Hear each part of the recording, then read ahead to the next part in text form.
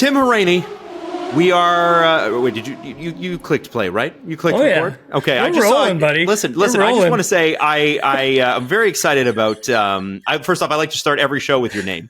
Secondly, I want to say this very quickly. Going into Austria, Carlos Sainz was asked today about the most consistent car right now, and I think quite honestly, the most consistent car right now is McLaren. I think Red Bull are struggling in certain tracks, same as us. McLaren are quick everywhere. Yeah. And we want to start with Red Bull on that point because this is the Red Bull Ring. This is one of the best races on the calendar. I love this race so much. And Red Bull obviously have a fast car, but is it going to be fast enough in Austria?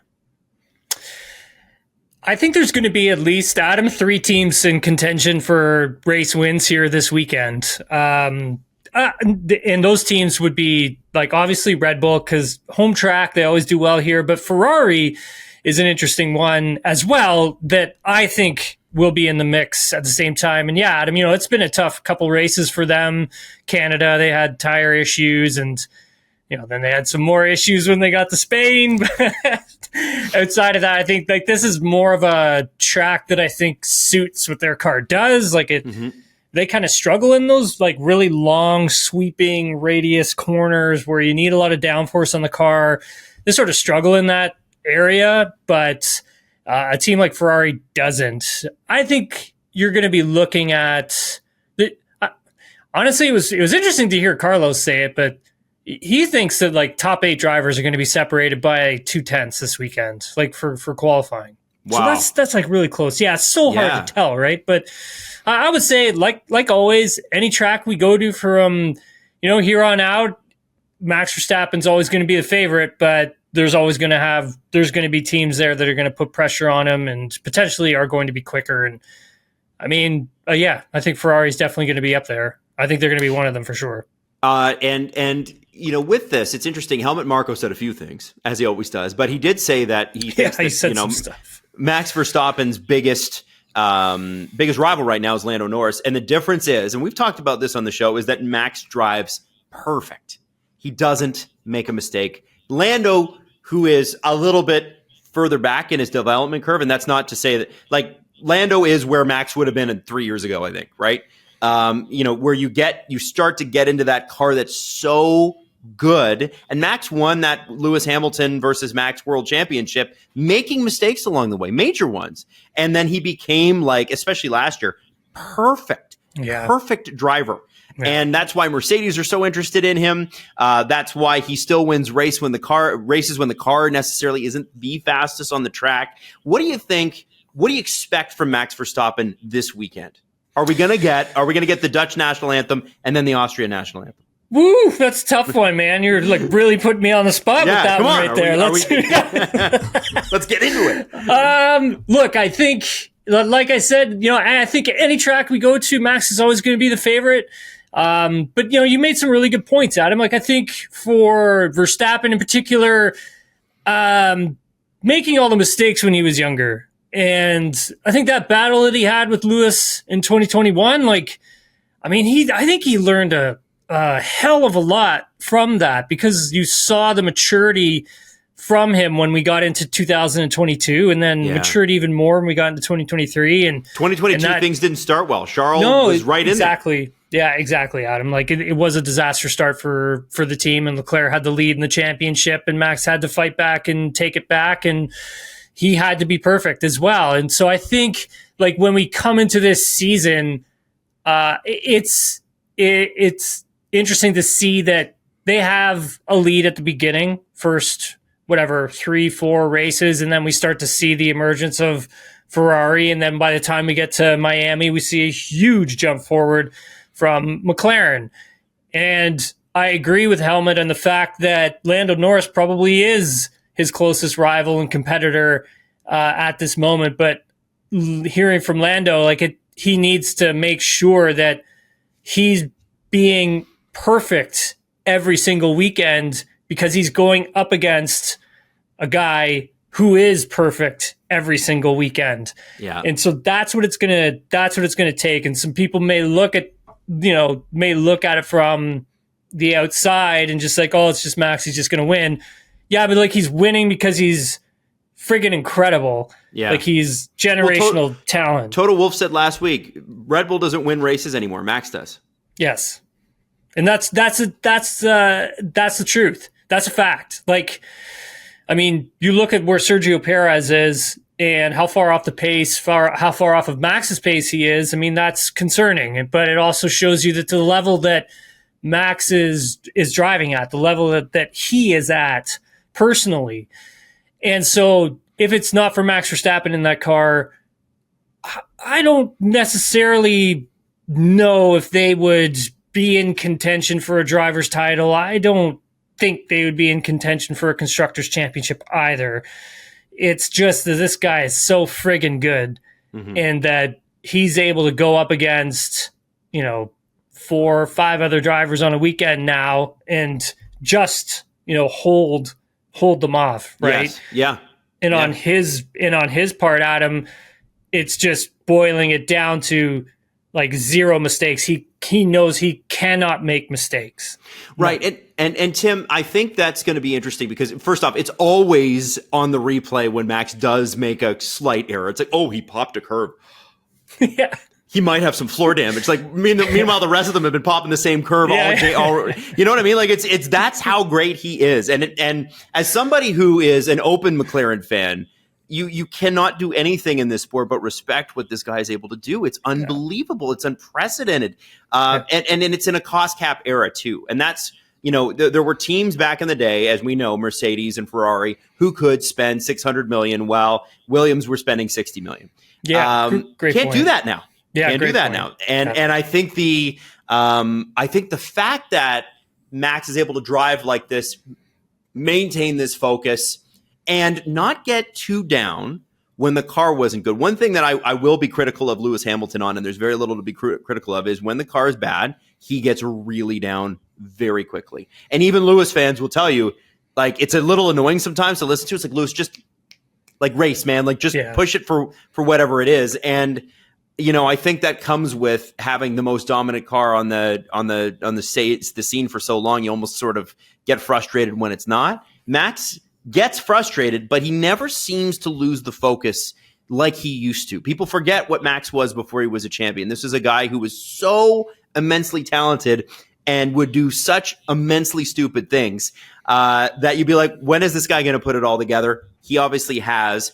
The question, Tim, is how long can he hold it together? Mm-hmm. How long can he hold McLaren off, especially by himself? Sergio Perez is going to be under the microscope this weekend. What do you think?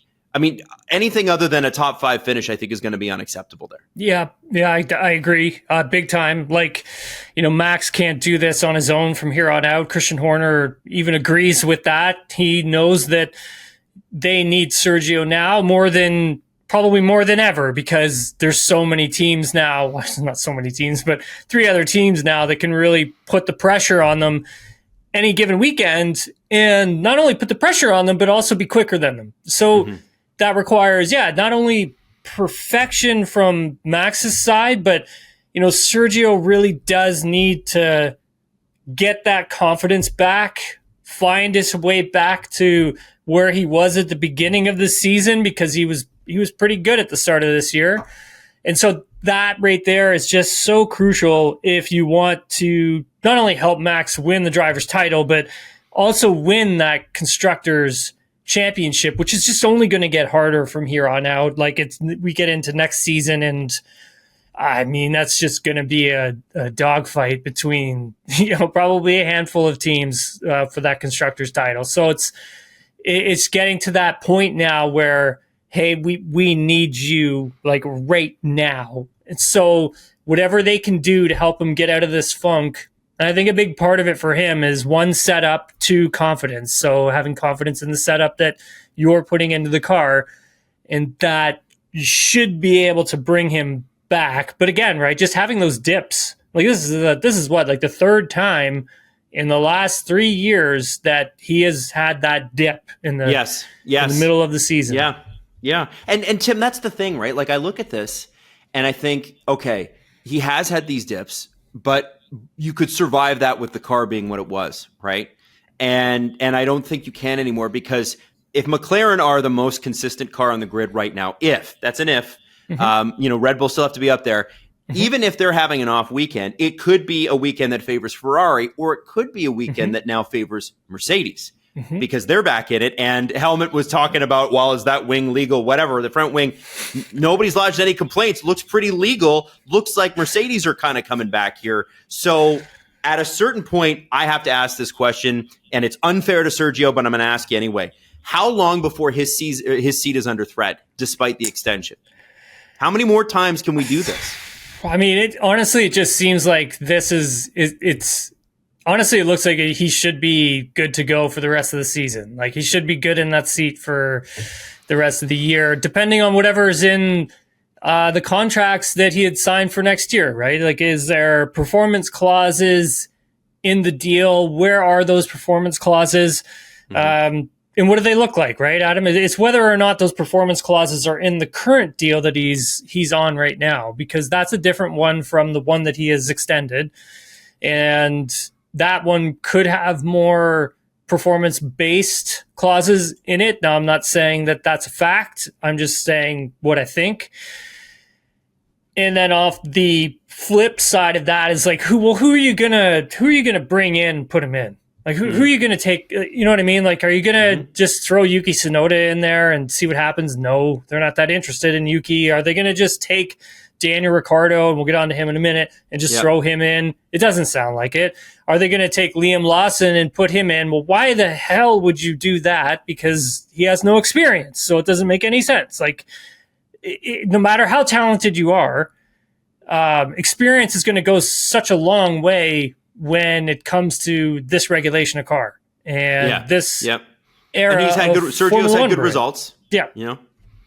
For sure. And so, how long? That's a great question, Adam, because like everybody would probably be thinking, like every like fan out there would be thinking the exact same thing. But this comes down to two things. It comes down to Sergio figuring this out, and two, the team helping him figure this out. Right.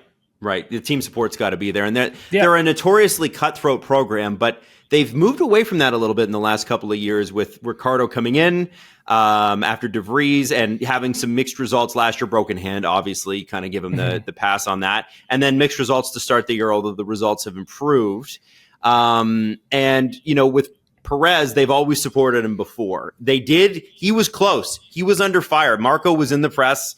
Oh, and this is what makes it's so interesting now, because, we'll talk about the Ricciardo Marco stuff in a second, but the biggest story for me at Red Bull, Tim, is not Daniel Ricciardo and that being a youth seat or whatever else, a junior team seat, whatever. The biggest story is the second best driver in the program is finishing 16th.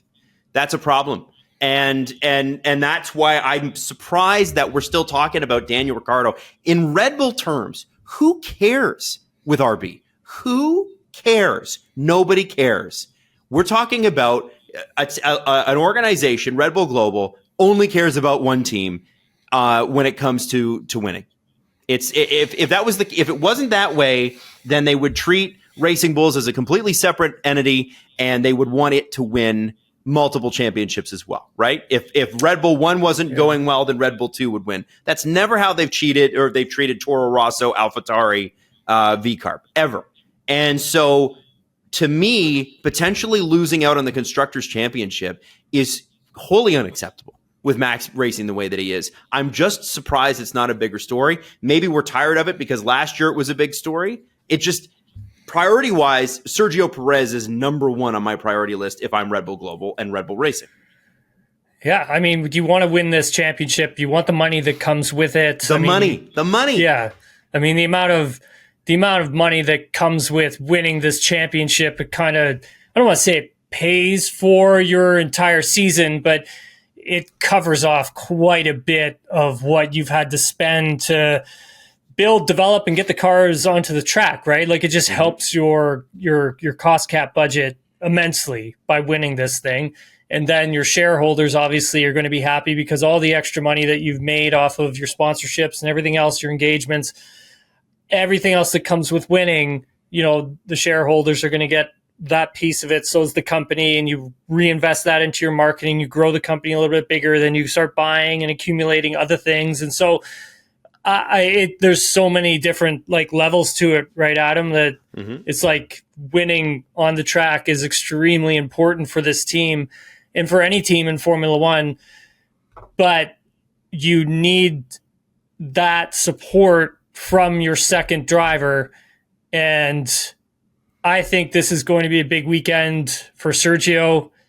If it's going to be a struggle of a weekend for him, I mean, we'll see what everybody says after this race.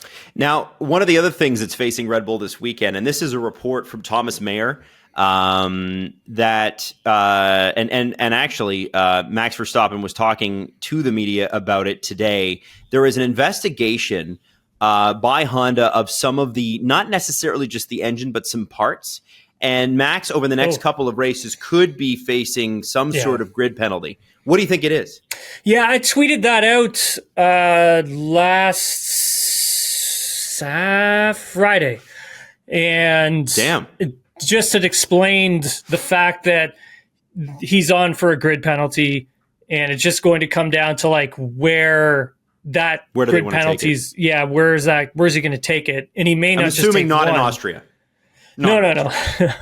He might not even take like one grid penalty. He may take a number of different grid penalties, and so then you have to, like, we have to remember that, you know, let's say that this weekend or Silverstone, let's say from this point to summer break. So you've got Austria, then you've got Silverstone, and you've got a week off. Then you've got Hungary and Spa. So in the next 5 weeks, let's say it goes really pear-shaped for Red Bull, right? Let's just say it goes really bad. And now you've got Ferrari, who's even closer in constructors. You've got McLaren even closer in constructors. And you've got Lando Norris even closer in the Drivers' Championship, which is all possible, by the way. And then you have to take a grid penalty for engine components. And not just one grid penalty, because as I look into this thing, I mean, he's going to have to take a new internal combustion engine, MGUK, MGUH, energy store. Like he's going to have to take a whole round of that for sure. And if he does take a whole round of that, that's like a pit lane start. May as well do it all at once too. Oh, 100%. But then you may have to take others as you get deeper into the season. We are in the longest season in Formula One history. So that it may not just be one round of grid penalties.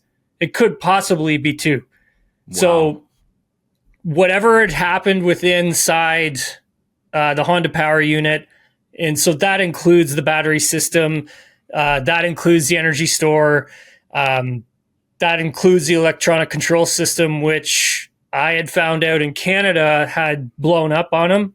And so the energy control system, for those who really care about this stuff or want to know, essentially it helps kind of convert what's coming from kinetic and heat into the battery. So it helps with that process. So whatever happens in that space, Adam, like something's gone wrong there, which caused him to take another round of stuff when we were in Canada, and then again when we got to Spain as well. And so whatever it is, they haven't announced what it is, and Max didn't know either.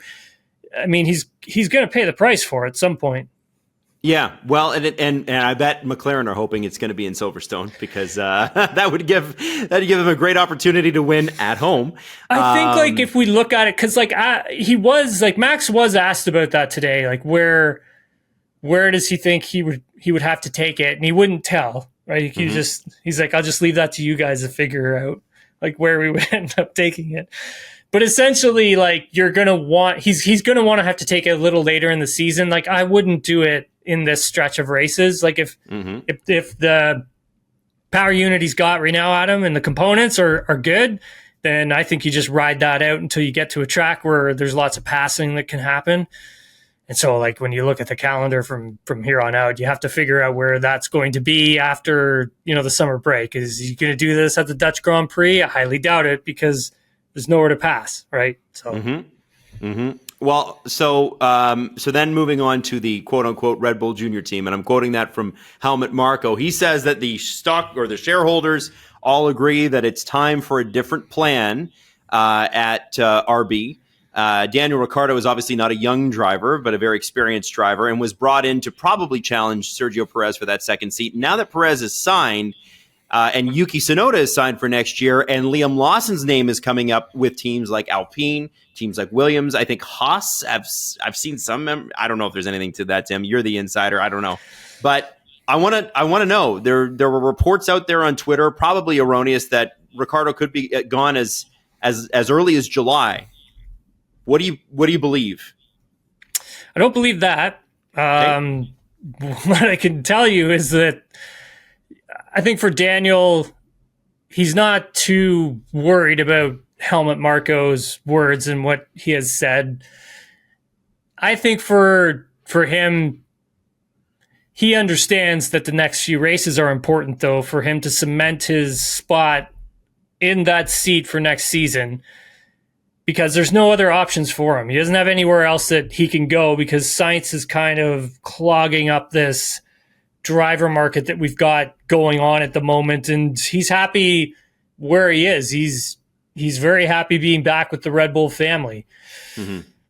So when we get to, let's say, the next, including Austria, so the next 5 races for him are going to be extremely important. And I think what's going to help him hold on to that seat is consistency. So if he's outperforming Yuki, that's good. If he's putting up like massive results like, he had done in Canada, especially qualifying, holy cow. Great qualifying. Yeah, exactly. And then, like, obviously they did okay with, the new car that they had in Spain. I mean, obviously they didn't score any points, but for Daniel, he actually felt that was a strong weekend for him, even though the end result didn't show that on paper, and he did beat Yuki as well. And so at the same time, if he's able to keep things consistent, he should be okay in that seat for next year. Christian Horner wants him there. Laurent Mekies wants him there. Peter Bayer wants him there. Those are all very important people with this RB program, and they all do want him there. So if he can just keep performing, I can see him back on the grid. But then you have to take a look at then what happens to Liam Lawson, right? Like, you made some good points with some teams there. I don't know, Adam, if he's done enough. Like, I mean, like, when he came in and replaced Ricciardo last year, he was great. Yeah, but so was Nick DeVries when he replaced whoever at Williams. Alex Albon, who had appendicitis. But is he done enough, right? Is that enough? Like, he hasn't been racing this year. So if I'm like Williams, like, you're looking at a rookie, right? Like, you're looking at taking on another, and these are teams, Alpine, they're either going to go with their driver program, Jack Doohan, or they're going to try and get Carlos Sainz, one or the other, or Mick Schumacher's long shot at that one. And then Haas, I think, at the end of the day, experience for them as well. Who's best suited for that? Who's left on the board? Esteban Ocon. Yeah. Like, so, and then Bottas, and he's going to go to, I think, wherever Carlos doesn't go. Right. And so it's like, where is like Lawson could end up at Sauber. It's a rough place to start. I don't know. I don't know if there's a spot for him anywhere. I really don't know. I don't have that answer.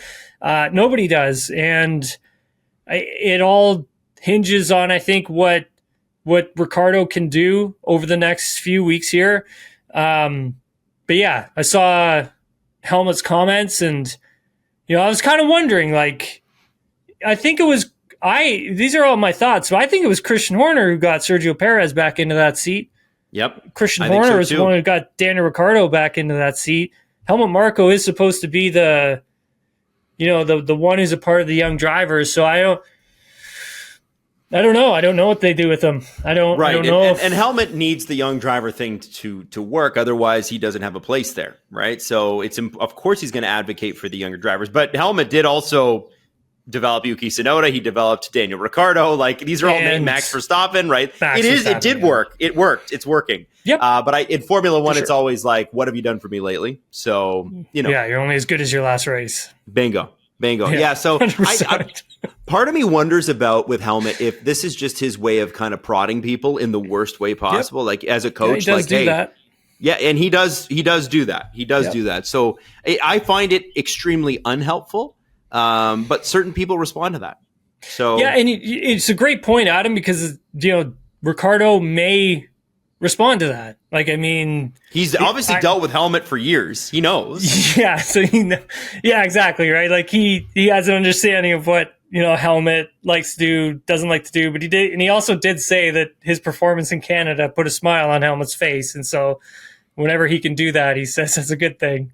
Yeah, and I think that Ricciardo's his improvement lately, he's been out qualifying Yuki. He's been finishing ahead of Yuki. I know he finished 15th, but Yuki finished 19th. That car wasn't good last week. It just wasn't.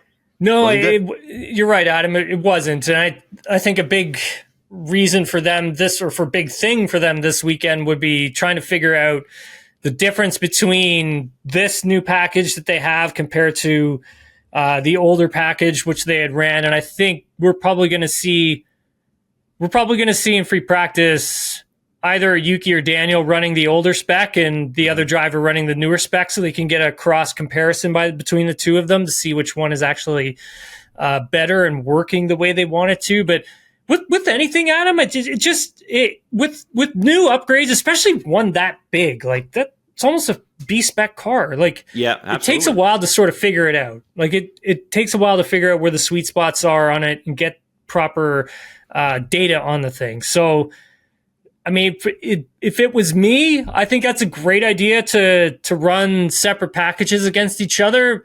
But also, if it was me running that team, I would still move forward with the new package, just so we can get firm data on, where the car is at.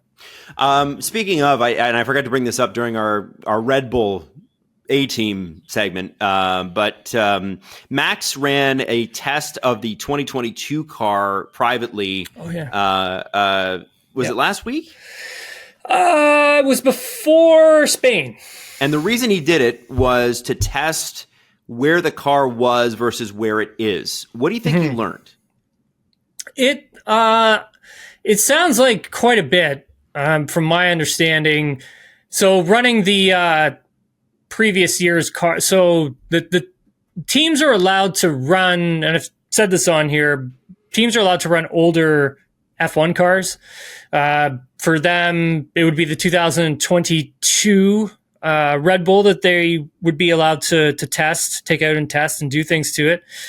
Now, you can't necessarily like throw new bits on it and all that kind of stuff. You're literally using those test sessions for your younger drivers. And normally that's what you want to do, right? You want to put your young drivers in those cars to give them some time behind the wheel. Most recently, Jack Crawford for Aston Martin just did that with one of their cars a few weeks ago during the Canadian Grand Prix week. So it happens quite often from these teams. I mean, Charles Leclerc ran, I believe it was the 2022 Ferrari at their home track just before the season got underway. Mm-hmm. And then Max doing this test at Imola a few weeks ago.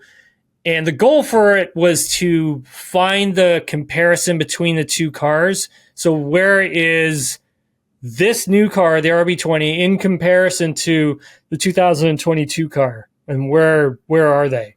Mm-hmm. And I think for them is particularly trying to find out what is the difference between the two in terms of drivability, because obviously Max has trouble with getting the car. Well, they both have trouble getting the car like over the curbs and having it ride curbs and bumpy tracks. And these are things that they're not going away in F1 anytime soon, right, Adam? Like, we have street circuits coming up. We have tracks that have high curbing coming up. I I mean, there's going to be points in which this weekend they're going to have to be using the curbs as well. So it's for them to get a baseline on what's the difference between the two. And I think for them moving forward, then they can try and figure out how to fix their issues.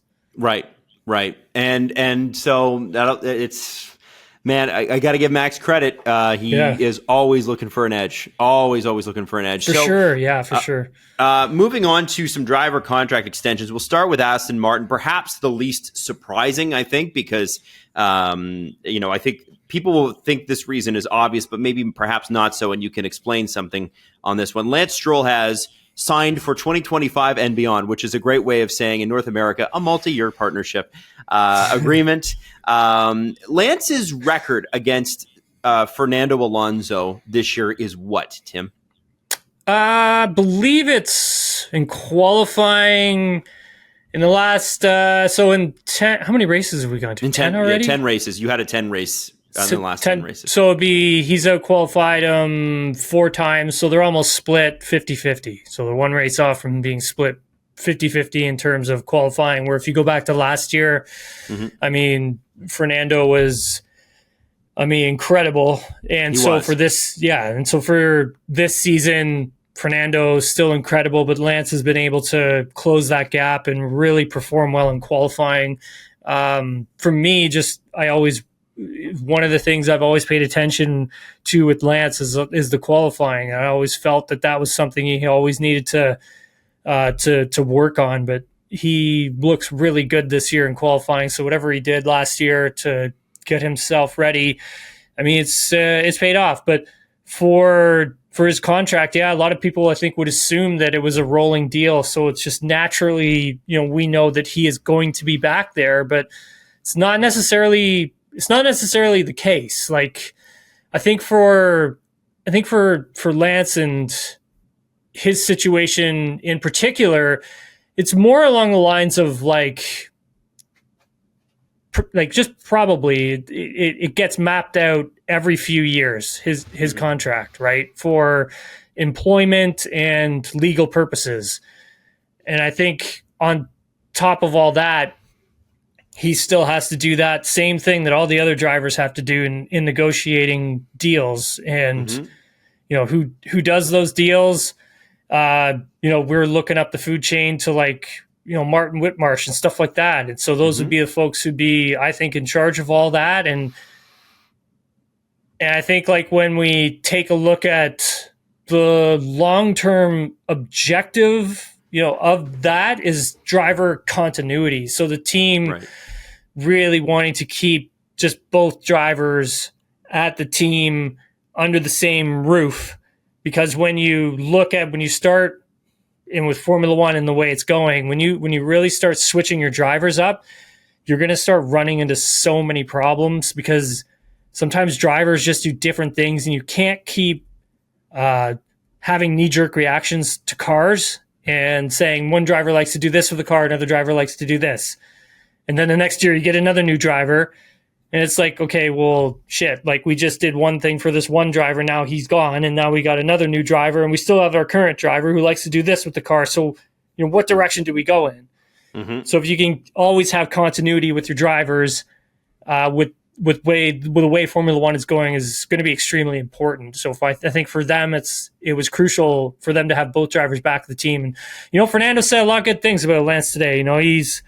He was very happy to see that he was going to be back, just saying that he wants him to lead the team when he's gone and be the voice of the team when Fernando is gone. And, that's Fernando Alonso talking about you, man. That's pretty cool. He's one of the greatest racing drivers of all time. So, it's pretty big when, you have someone say that about you. And I think also, Adam, you have to remember the teammates that Fernando has had and has gone through. And, when I've been around them, this is probably the closest I think Fernando's probably ever gotten to a teammate. I think the two of them have a very solid working relationship. They text each other all the time.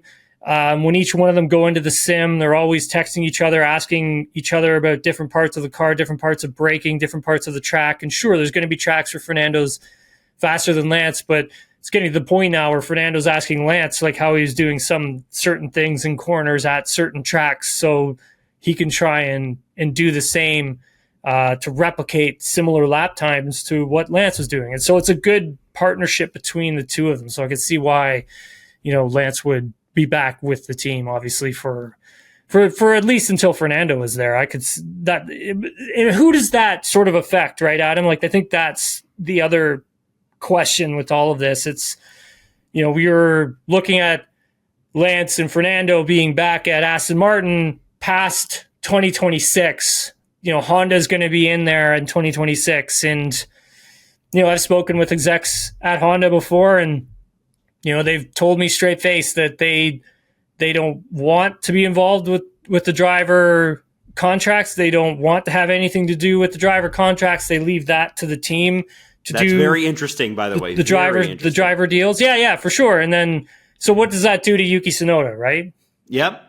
That's the back end of all this. But I mean, Yuki's got he's got a good deal with, RB, Honda, but RB wants him, right? He's not there just because of Honda. Yuki's there because he's really good. So I wouldn't, for the Yuki Tsunoda fans, I wouldn't be too worried about him because, like I always say, great.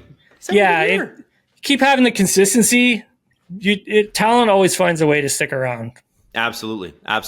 Now, Pierre Gasly has signed with Alpine for this year and beyond, this coming year and beyond, 25, 26, and probably another year after that, although we never know the contracts fully. First off, it was rumored that he was out there looking at options. I'm sure the options were there, but probably limited. Yeah. And I wonder if Flavio Briatore being a part of that team again helped make that decision pretty easy for Pierre Gasly. For as much as there's controversy around that guy, he gets things done. He gets things done. That's all they care about. And Alpine is a team that is stuck. They're stuck and they need to get things done. Apparently, they're looking at using a Ferrari engine for 2026. I'm not sure what you can speak to on that part. That's the rumor this morning. But again, there's bullshit rumors out there all the time, Tim. We know that. I know how you feel about Renault pulling out of it. I know that. What do you think about Gasly's extension? I like it. We said on this show, we've said on this show numerous times that he was going to be back at the team.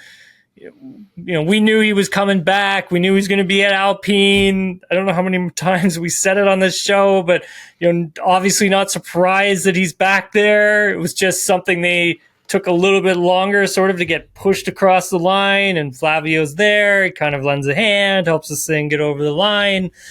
But this is a place that Pierre really likes. He didn't want to leave the team. He didn't want to leave Alpine being a French team. This is something that's really important to him. He wants to be a part of this project and to really help it grow. And, obviously they've gone through a lot of rough patches, but he wants to be that team leader. He wants to be the one who ushers this team into bigger and better things and really start pushing it forward. And we've started to see, Pierre start to come to the fore on all of that. Over the last few races, he's been terrific. He's done really well. Last year was a bit of a struggle, but this season started off a little shaky. Esteban was really strong, and then Pierre jumped up to match him, and it's been, I want to say smooth sailing, obviously, especially not between the two of them, but it never will be between the two of them. But it's been good results for Gasly, given the car. Good results for Gasly, exactly. Yeah, exactly. It's funny. It's important. It seems he left AlphaTauri at the right time, because had he not, last season, when that car was crap, I wonder what would have happened. Oof. I wonder if that would have pushed him out, and not just out of Alpine, potentially out of the sport, not Alpine, AlphaTauri, potentially out of the sport, and wrongly so. But that car was brutal last year, and I think his time at the team had come to an end either way, and so I'm glad that he moved on, and good for him. He's a guy that you can absolutely root for, and if Alpine can ever get it together, man, I would love to know what Pierre Gasly looks like in a car that's at the top of the grid, not named Red Bull, because obviously that was Max's car he was driving. Yeah, for sure.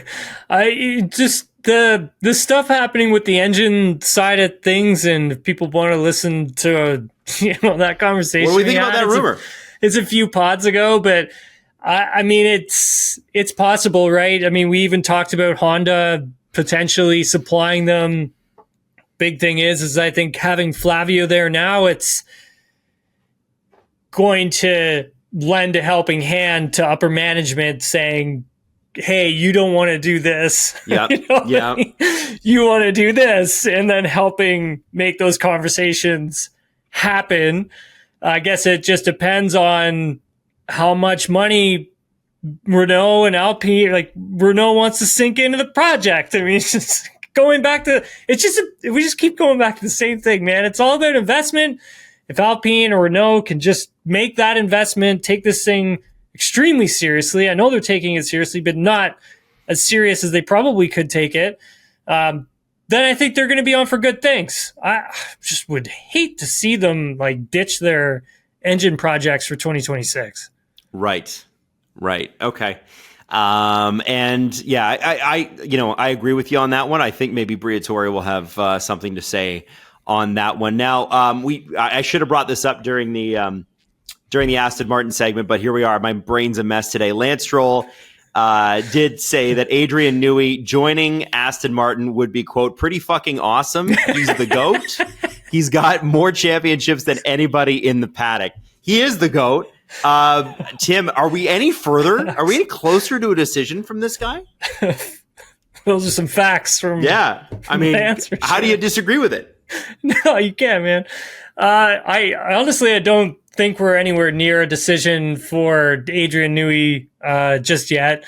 I mean, I think I sent you a picture. I think his wife posted it on Twitter. Amanda Newey. Yeah. But I sent it to you like a couple days ago, and he's like in his backyard, like drinking beers, and it's kind of like I think that's where he's gonna be for the next couple months. Just bit of a rest and a reset before he goes and starts making decisions on his career and what he wants to do. I mean, damn, if Aston Martin can lure him to the team, that's huge. That'd be a big win. That'd be huge W for sure, man. And then and I'm just trying to pull the rest of this stuff. So this is an interesting fact, and I did not know this. After the race last weekend, obviously the two Ferrari drivers were not thrilled with each other. Charles made a comment about Carlos making moves that he probably shouldn't, but it was his home race. And then Carlos responded by saying, this guy complains too much. What do you know about their ride home? Well, I believe they both were on a PJ on the way home. On the same one? I believe so, yeah, from my understanding. And they smooth things over between the two of them, and they're back to being, acquaintances again, so to speak. But, I think Charles laid it out pretty good. It's kind of like when you're on the track, you don't really have any friends, and it's every driver for themselves. And, Carlos has got to do what Carlos has got to do, kind of thing to get either a victory, to get podiums, to get points. And if that means squeeze in your teammate in some spots, go for it. I think it's good that Vasseur lets them race each other. Even some people may think it's dumb, but I hate team orders. I really just do not like them at all. And so I appreciate the fact that, this guy, as a team principal, he lets them be racers and go and do their thing. And I think that gives him a level of trust with the drivers, which I think is super important for a team principal. How much has Alpine's interest in Carlos Sainz thrown a wrench in not only Carlos's plans, but everyody else's, because everybody's huge. waiting on him? Yeah, big. Yeah, big. I think that's new. That's a week old. Yeah. I believe we were supposed to get some closure on this. Either it was last week or this week, but still none. Carlos is still trying to figure it out ever since, Flavio made his camp an offer. It would be interesting to see what the offer was. Like, I wonder though, Adam, if it's what he wants long-term stability. Mm-hmm. like, I'd be curious to know if it's like, hey, we'll offer you like a 1 year plus an option for you to leave if you want to leave and go somewhere else for 2026. That's for me. And apparently that has been offered. There is a trigger in that deal. That's what's been reported. You want to go somewhere else in 26, it's yours. Yeah, which would be like, look, I mean, I would find that interesting. Yeah, for sure. That would be interesting, because then you can actually, view the landscape of who's going to be competitive for 2026 and who's going to have a very competitive power unit to start the season, whether it's going to be Mercedes, Ferrari, Honda, Ford. If Renault sticks around them, like, and Audi. And I think you get a better understanding for where everybody is and who's able to take on a driver. Yeah. So that could be an option. That would be something I would take a look at for sure if I was him. I mean, and listen, you can, if a team likes you once, they can like you again. Look at Fernando, right? Like McLaren twice, Renault twice, Alpine. But you know what I'm saying? It's if they like you, they like you. Yeah, 100%, man. It would give him like time also to scout out those other teams that are going to be buying their engines from teams, right? Like at the moment, it's like you had said, and we talked about on here, it's like being reported that Mercedes has got their engine that they're building is already set on God mode. So it's like, okay, whoever's got one of those engines, we're going there. McLaren's a works team for Mercedes. Yay, thumbs up. That's great. Oh, man. Oh, bummer for all the rest of you. Did you see the fireworks? Yeah, I don't know if will the fireworks show up on the... I don't know how that happened. Well, how did the fireworks thing happen? There he goes. I hope this shows up on the recording. Dude, that's awesome. Can I do that if McLaren wins the constructors? Because I definitely have to have a lap episode just where I'm insufferable for an entire hour. I hope that's okay. I don't care. I want to see it.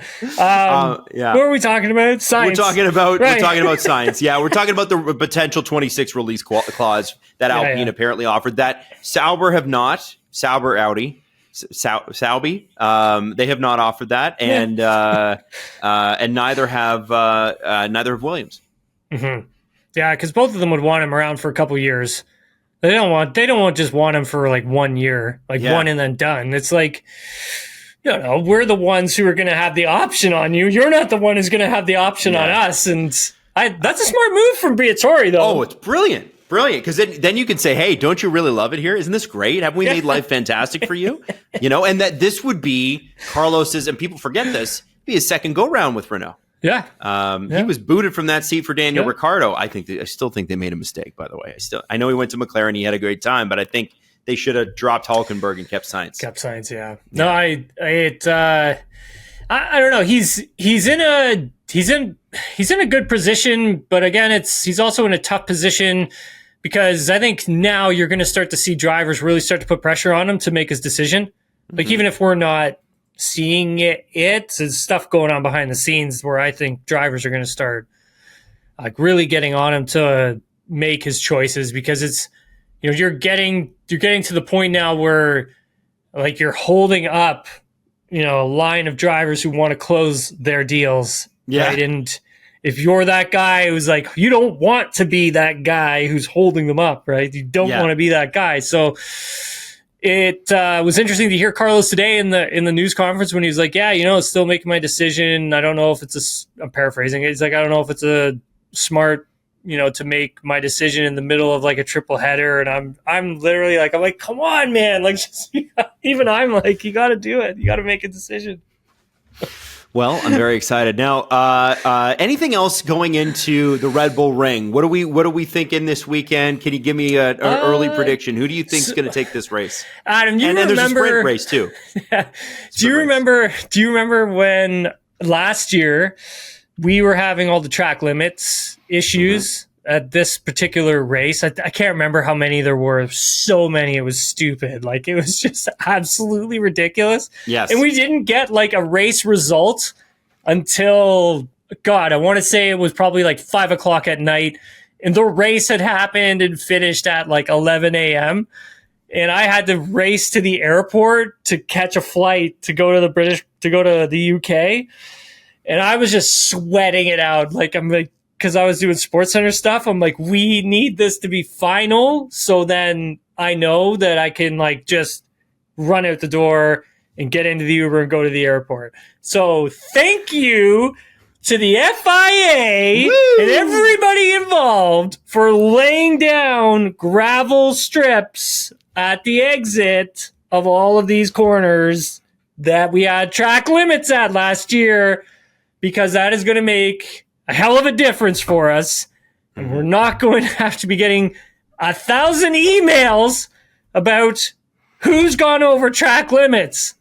So thank you. You liked it. This is you liked good. that. That was something Tim clearly enjoyed. Yeah. Well, you know what, Unbelievable.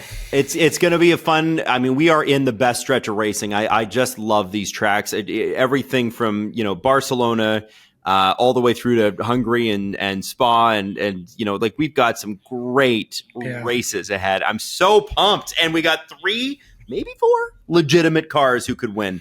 We'll see what Mercedes can do this weekend. What a quick prediction. Who do you think your top 3 is going to be on the sprint, and then top 3 on the actual day of? Because those are very different things.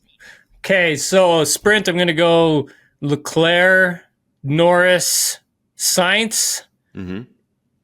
Race, I'm going to go Norris, Verstappen, Leclerc. Wow. What do you think? You know what? The way that things are going, I think it's going to be Norris, Sainz, Verstappen in the sprint. And I think during the race, I'm going to go with you on that. I think it was Norris, Verstappen, Leclerc. But I think Sainz is going to get in there in one of those 2 top 3s. Yeah, that's a good point. I love the way he's been racing lately. I really do. Despite Ferrari's weirdness through the mid-season, which we may have to touch on. Yeah, he's an underrated. Like, he's not a great underrated qualifier, but like in terms of like his racecraft, he's excellent. Yeah, and I think he's a guy that he just for whatever reason he doesn't strike me as. And we're forgetting Oscar Piastri here. I mean, he did win a sprint race last year. So, but Carlos, I think, I don't know. I think that track suits him. Does that make sense? Yep, definitely does. I mean, it's also a track that really gives back to an aggressive driver. Yes, yes. It gives back to like someone who likes to like attack a lot of these corners or likes to thread the needle, I would say, like, because some of the corners at the Red Bull Ring are kind of they're kind of like that, where it's really knowing the trajectory of where you're placing the car, where is the car going to be at the exit, and always executing that. And if you go like a couple meters past your braking turn-in point, or if you go a couple meters early past your brake turn-in point, then you're kind of screwed. That's what I mean by like threading the needle. Yes. And so that's the type of track that's some of the corners on this racetrack. And, it's funny, because Max was sort of saying a similar thing earlier today and talking about the gravel strips that are being laid down and how difficult it is at this particular track to navigate that turn in to exit, because it's some of the corners are, once you've committed, like you can't uncommit from it. Like you can't. Yes. There's nothing you can do. Once you've turned in, some of the corners are blind. You can't see it. But once you've committed to it, you can't really do too much with the wheel. It's kind of like you're on that trajectory through the corner. You're doing everything with the pedals.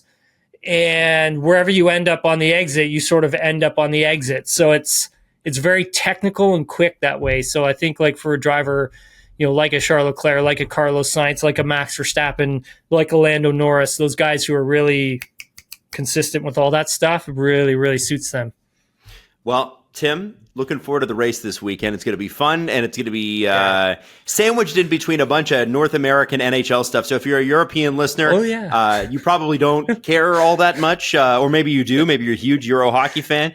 But there's like draft and free agency and a whole bunch of other things. So the transfer windows are open very, very soon here in the NHL. Yes, Tim? So what's going to happen with your buddy, Mitch Marner? Mitch Marner? Don't know. Anything you want to tell us on this show right now, Adam? Certainly not anything that I know. I do think they're looking at moving him, but that is, when you have, and these don't exist in Formula One, they have a no movement clause. So Mitch has the opportunity to say no to every single team in the league if he wants to. Well, okay, so here's my thing though. Why would you move him? What would be the purpose to moving Mitch Marner? You need performance in the playoffs, and you also have a cap situation that is not now going to work and is not going to get better if you retain the player. And so even with John Tavares coming off the books, you got younger players in the team that are going to start to make more money. There's only so much, and it's all about percentage of cap. It's not about actual dollars. It's how much percentage are the forwards eating up, how much of the defense eating up, how much of the goaltending eating up. You're going to have to stack one of them. Which one is it going to be? Usually you don't put too much money in the goaltending as much as you can, right? Even though you want a great goalie, you're hoping you have a great goalie. Spending too much on a goalie can lead to issues.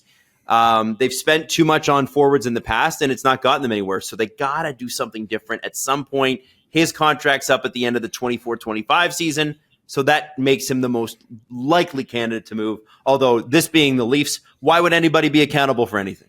Yeah, good point. Well, isn't the cost cap's getting their the COVID bump, going right? up. Like it's going up. Yeah, it's going up about $4 million a year. But again, Tim, Matthews and Nylander are getting raises this year, so that's gone. Oh yeah, that's right. Okay. And then next year, if Marner sticks around, he's getting a raise, so it's gone. It's just perpetuating the same issue that continues. So we'll see. Last thing before you go, just real quickly with Stanley Cups. I didn't get to talk to you about it. Yeah. What'd you think? I thought it was about as good a Stanley Cup as you could possibly get. You have the best player in the world coming back from 3 games down to force Game 7, and they only lost by a goal. That's what the NHL needs to do, man. Like, enough of this team shit. Like, I get it, but you got to do your stars, man. I think ESPN has done a hell of a job of pulling the NHL aside, being like, "Yo, we got to do your stars." Like, yeah, well, you look at Formula One. Do people love Mercedes or they love Lewis Hamilton? Does Mercedes sell Mercedes or does Lewis Hamilton sell Mercedes? That's a great point. I mean, I guess we'll find out when he moves to Ferrari, right? I mean, we get two Lewis Hamilton fans in the SDPN family. Yeah, that's true. I can tell you that Jesse and Justin are just waiting for that Ferrari Lewis Hamilton gear to come out so they can rock that. And I know Justin is a Mercedes guy through and through, so it's going to be fascinating to see how he handles that because he doesn't like Ferrari at all. You see him putting on the Ferrari hat, crying a little bit while he's doing it. Oh yeah, that Jesse has no compunction though. He goes where Lewis goes, and you look at what Mercedes. You talked about this a couple of weeks ago when we were talking about Renault. Look at what Lewis did to the Mercedes brand and the young, youthful sports cars they can now sell that they couldn't before. So yeah, I think the NHL needs to look at that. They were too focused on the city crest and not focused enough on the names on the back. And would anybody be a Chicago Bulls fan outside of Chicago if Michael Jordan hadn't played there? Don't think so. Exactly. Well, and I think ESPN played a big hand in that, right? Really getting the stars' names out there and having it this person versus this person instead of this team versus this team, because it obviously sells more and it attracts people more, right? And one of the things that I noticed once the Stanley Cup was over, going into Game 7, was the fact that you had Pat McAfee, Stephen A. Smith, huge platforms talking about Game 7, but in particular talking about the key players, the stars of the team, not necessarily the team as a whole, talking about Connor McDavid, specifically. Yeah. Yep. Yeah, I think is so important, man. So important. Huge. It's got to be, this game has the potential to be global. Hockey is a fantastic sport. Pull the business side out of it. It's actually a great watch when you're there in person. It's just been on the wrong networks and poorly run for a little while. So we'll see what happens. But I'm excited. This weekend's going to be fun for 2 reasons. I got the draft stream tomorrow night on the SDPN channel. Then we got to watch sprint race and then real race Saturday, Sunday, and do a podcast. You're going to be tired. And then free agency Monday, baby. Let's go. I'm going to be very tired. It's going to be fantastic. I can't wait to be tired. So, Tim, have a great weekend, my friend. Thanks, buddy. Appreciate it.